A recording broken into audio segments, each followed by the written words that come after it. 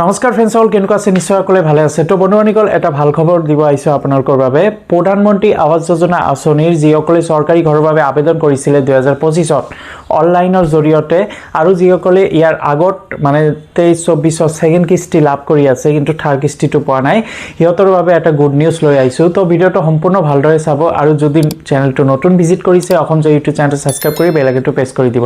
তো ফ্ৰেণ্ডছসকল, বলক আমি আৰম্ভ কৰোঁ।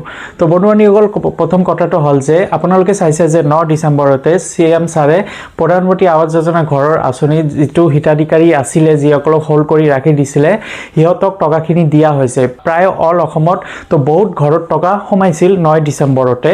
আপোনালোকে নিশ্চয় তাৰে ভিতৰতে বহুতে টকা লাভ কৰিছে ঘৰৰ, আৰু যিসকলে টকাটো পোৱা নাই, যিসকলে অলৰেডি মানে এপ্লাই কৰিছে কিন্তু টকাটো এতিয়ালৈকে পোৱা নাই, আপোনালোকৰ বাবে এই মাৰ্চ মাহতে এটা গুড নিউজ আহি আছে যে মাৰ্চ মাহত আপোনালোকৰ ঘৰত টকা সোমাব। তো ফ্ৰেণ্ডছসকল, ঘৰৰ টকা এতিয়া মানে কাৰ কাৰ একাউণ্টত সোমাব?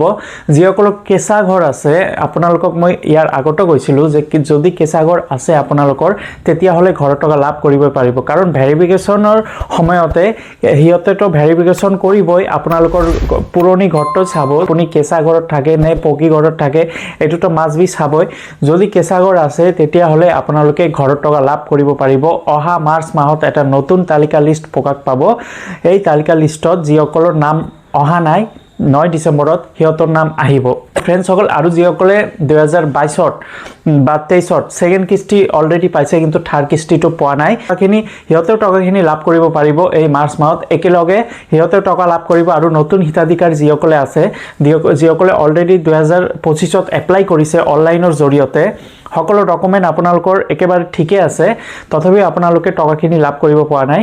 এতিয়া আপোনালোকক ঘৰৰ টকাখিনি দিয়া হ'ব, কিয়নো আপোনালোকৰ ডিষ্ট্ৰিক্টত আগৰে যিসকলে হিতাধিকাৰী আছিলে, সিহঁতকে সেকেন্ড কিস্তি থাৰ্ড কিস্তি দিয়া হোৱা নাছিলে, কিন্তু অলৰেডি সেকেন্ড থাৰ্ড কিস্তি দিছে, কমপ্লিট কৰিছে। সেই আপোনালোকে নতুন হিতাধিকাৰী হয় বাবে আপোনালোকক এতিয়া টকাটো দিয়া হ'ব অহা মাৰ্চ মাহত। মানে বৰ্তমান সকলো ষ্টেটতে মানে লিষ্টখন জাৰি কৰিছে, তো কেইদিনমানৰ ভিতৰতে সকলো ষ্টেটতে দি দিব টকা, ঘৰত টকা। তো আমাৰ অসমৰো দিব, প্ৰায় 3,70,000 হিতাধিকাৰী আছে। তো এই 3,70,000 হিতাধিকাৰীত ঘৰত টকা দিয়া হ'ব। আপোনালোকে প্ৰধানমন্ত্ৰী আৱাস যোজনা ঘৰৰ বাবে এপ্লাই কৰিছিলে নে কৰা নাই, কমেণ্টত জনাই দিব। যদি আপোনালোকে এপ্লাই কৰিছে অনলাইনৰ জৰিয়তে, যদি এপ্লাই কৰিছে, কাৰণ এতিয়া অফলাইন নহয়, এতিয়া অনলাইন হ'ব। আপোনালোকে অনলাইনৰ জৰিয়তে যদি এপ্লাই কৰিছে, আৰু যদি আপোনালোকৰ কেঁচা ঘৰ আছে, ডকুমেণ্ট যদি সকলোখিনি ঠিক আছে, তেতিয়াহ'লে আপোনালোকে প্ৰধানমন্ত্ৰী আৱাস যোজনা ঘৰত টকা লাভ কৰিব। প্ৰথম 1 লাখ টকা আপোনালোকক দিয়া হ'ব ফাৰ্ষ্ট কিস্তি, তাৰপিছত সেকেন্ড কিস্তি দিয়া হ'ব, তাৰপিছত থাৰ্ড কিস্তি দিয়া হ'ব।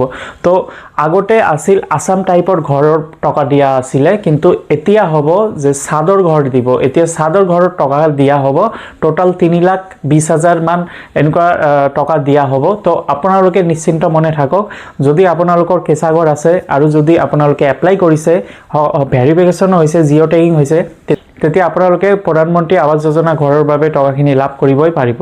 আৰু KYC যদি কৰা নাই, KYC কৰি লওক, একাউণ্টৰ লগত আপোনালোকৰ যিটো আধাৰ কাৰ্ড লিংক, সেই লিংকটো কৰি লওক। তো ফ্ৰেণ্ডছসকল, আজি এইখিনি ভিডিঅ' আছিলে। যদি ভাল লাগে লাইক কৰি দিব, নিজৰ বন্ধু বান্ধৱীসকলক শ্বেয়াৰ কৰি দিব। ধন্যবাদ।